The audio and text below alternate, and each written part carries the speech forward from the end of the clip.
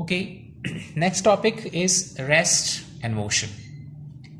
Now girls, if you consider a boy and there is a book lying on the table surface.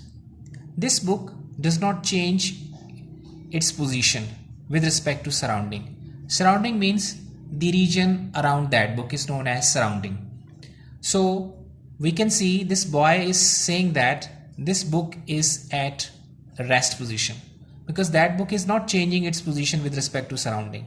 But if the same boy is observing a car which is moving on the road surface, so it means now continuously this car is changing its position with respect to surrounding.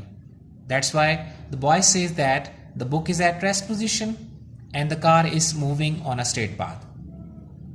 Now, rest and motion, they are basically relevant to an observer.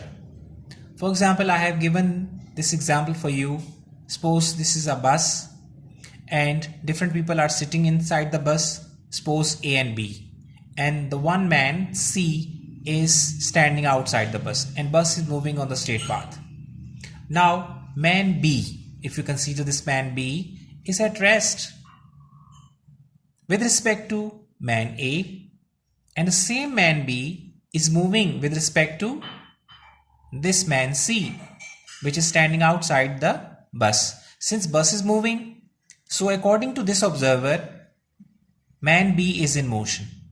But since man B is sitting inside the bus and the neighboring man is A, so A says that B is not changing its position because continuously B is lying in front of him, no change in its position with respect to surrounding. So according to this man, B is at rest, but at the same time that B is in motion. So it means now motion or rest is relevant to observer. This observer says that B is at rest. This observer says that no, B is in motion. So both are at their position, both are correct.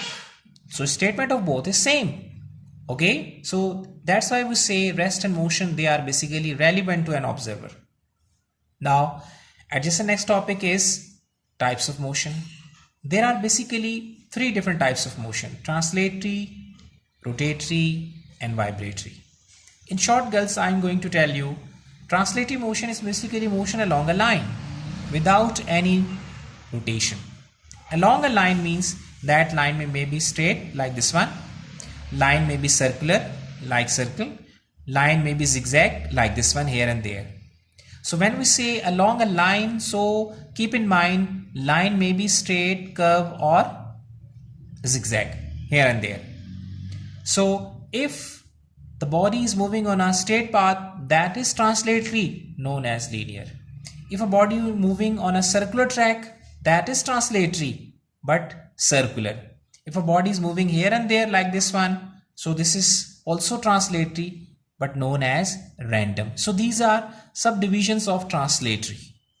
Okay, along a line that may be straight, curve or zigzag here and there. This is translatory motion. Rotatory motion, in which a body rotates or spinning motion about an axis, an axle. Now axis means basically if I consider this is, let's suppose, my hand and point this basically pointed finger on the tip of this finger, you can see we are basically rotating this football or any ball. So when this ball is moving on the tip of this finger, so it means this visual line is known as axis. This is not actually existing line. This is basically visual line, imaginary line. So about this line, the ball is rotating. So in rotation, the motion is spinning about an axis. This is axis. So about an axis, this ball is moving. Sometime axis playing a role of axle. Axle is basically existing physically. Just like if you see this ceiling fan, these are three blades of ceiling fan. This ceiling fan is rotating about this axle. This is known as now axle. Axle is basically behaving like an axis, okay, passing through the body. Now this is known as spinning motion of top or steering wheel motion. These are basically different motions in which body rotates about a point. Okay.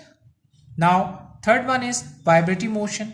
is also known as to and fro motion, here and there, back forth, here and there motion. So we have different examples like pendulum, cradle, swing, etc. So these are different motions. Okay, thank you very much.